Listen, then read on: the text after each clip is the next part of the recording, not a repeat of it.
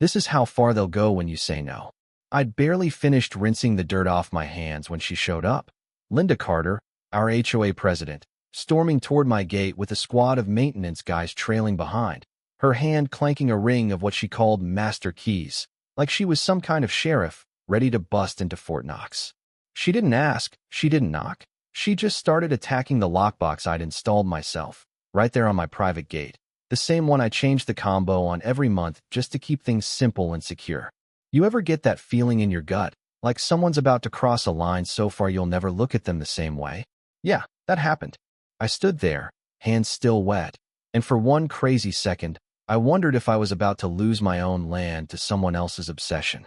Now, to set the scene, it was one of those afternoons where the sun hangs low, shadows stretching across my little farm, the kind of day you feel lucky just to be outside, breathing in.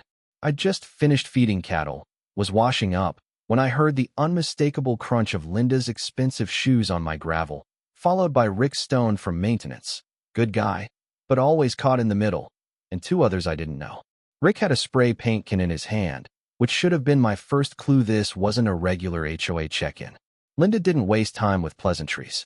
"Jordan, we need access for annual fire lane inspection," she barked, brandishing her keys like a badge. "These are community master keys for emergency points." She went straight for my lockbox, clearly marked private, mind you, and just started jamming keys in, one after another, like if she tried hard enough, the lock would give up. Each key failed, obviously, because these were my locks, not the HOA's. The sound got louder, more frantic. Finally, I said, as evenly as I could, "Ma'am, that's my security system. Your master keys are for the pool and mailroom, not for my property." She just ignored me, scratching up my gate, keys clanging, eyes narrowed. That's when I pulled out my phone and started recording. "Linda, stop tampering with my property. I deny access. No emergency here. No consent for inspection." She spun around, red-faced. "I have authority under HOA emergency protocols," she shouted, voice echoing off the metal fence. Even Rick looked like he'd rather be anywhere else. I pointed at the big sign, "Private Property, No HOA Access Without Written Consent," posted in plain view. "Your authority ends at my property line, unless you've got an easement or a court order." It was surreal, having to explain basic property rights to someone old enough to know better. Then she really lost it, yanking on the lockbox so hard I heard bolts groan, flakes of paint drifting down like snow. "You're obstructing community safety," she screamed and whipped out her phone. "I'm calling the police." Part of me was terrified. I mean, what if the cops took her side? She sounded so official, so sure of herself. But I just kept filming and said, "Go ahead. I'd love to hear law enforcement's take on your authority." 15 minutes later, two officers rolled up, Martinez and Johnson. Linda practically sprinted to them, waving her keys, ranting about mandatory safety inspections. Martinez looked at the lockbox, at the private property sign, then straight at Linda. "Ma'am, what specific authority do you have to access private property?" She sputtered about HOA emergency keys and insurance compliance, but Martinez just shook his head. "Sir, can I see your deed?" I handed it over, along with the property survey. The officers traced the lines, looked at the signs, and then at Linda. "Ma'am, this is private property. HOA doesn't extend here without a legal easement or court order." The silence was brutal. Linda tried one last time, but, fire lane, community safety. But Martinez handed my deed back, stone-faced. "Without legal authority, you can't force access."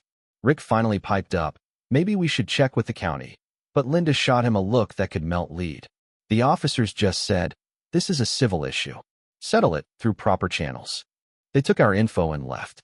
Linda was left clutching those keys, stunned. Her crew walked off. I felt a weird mix of relief and dread. Relief because the cops had my back, dread because I could see in Linda's eyes this wasn't over. 2 days later, there's a fat envelope on my door. Official letterhead from Pinnacle Property Management, all fancy and threatening. Annual vegetation clearance inspection required for community fire insurance. Access will occur between 8 and 5 weekdays. Cooperation mandatory. I read that line a dozen times, chewing it over. Since when can an insurance company demand to break into private land? I called county code enforcement. The clerk sounded like she'd heard it all before. HOA can request, but can't force access without violations or formal easement. That word again, easement. Legal agreement. Utility rights. Court-ordered entry. Property owners can refuse unless there's explicit lawful authority. So, I dove into my insurance policy. Nothing about forced inspections, just a requirement for legal access consistent with property rights. I called my agent Tom. Tom, can the HOA force entry for compliance? He didn't even hesitate. Absolutely not, Jordan. They'd need a recorded easement. You don't have one. Your coverage is fine. He sent me written confirmation for my files. But I still couldn't shake it. Linda acted too confident, like she knew something I didn't.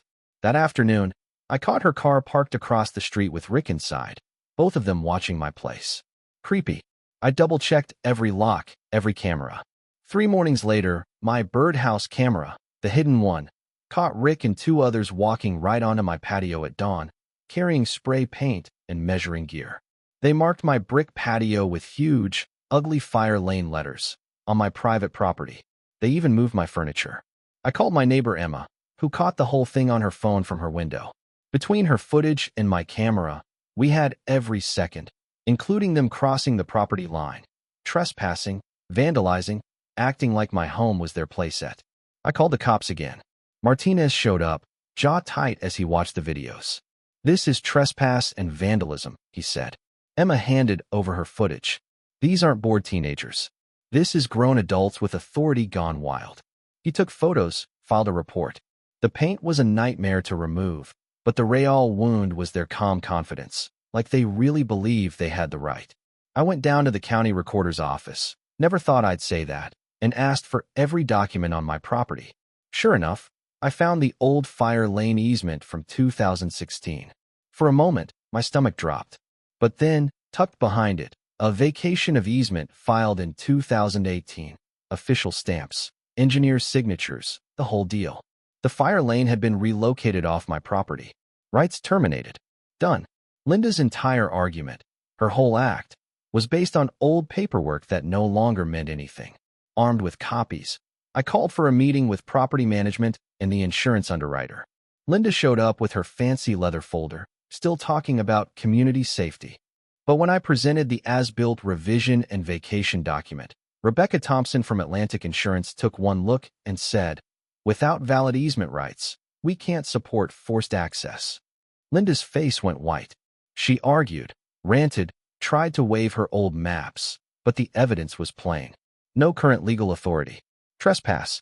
The next morning, while I was feeding cattle, Linda showed up again, angrier, more desperate, crew in tow, master keys jangling, shouting about final inspection.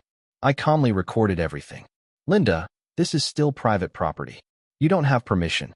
She lost it, wrenching at the lockbox, screaming about endangering the neighborhood.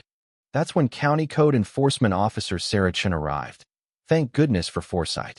She checked my documentation, listened to both sides, then cited Linda for trespassing and attempted tampering. Rick and the new crew members bailed as soon as they realized they might be liable, leaving Linda alone with her useless keys and 2 bright yellow citations. I spent that Friday organizing every scrap of evidence, county documents, video, insurance emails, repair receipts, into a fat binder. Called the property management company, demanded a formal review. Their supervisor, David Morrison, was horrified by the video of Rick's spray paint job. "This is intentional property damage under color of authority," he said. He called legal counsel, insurance brokers, the works. By noon, he'd sent out a correction notice. Linda was to cease all property access activities, effective immediately. Linda, of course, appealed her citations, still claiming her HOA authority overrode county law. The case went to an administrative hearing. Officer Chin testified, county documents were reviewed, and it became crystal clear Linda's claims were based on a terminated easement. Her defense fell apart. Meanwhile, word spread. The next HOA board meeting was standing room only. Insurance coverage for emergency access was suspended, pending withdrawal of false claims and property repair. The new interim president, Patricia Williams, voted in after a no-confidence motion, immediately hired professionals to remove the paint, and issued an official apology. The insurance company demanded new training and procedures before they'd reinstate coverage.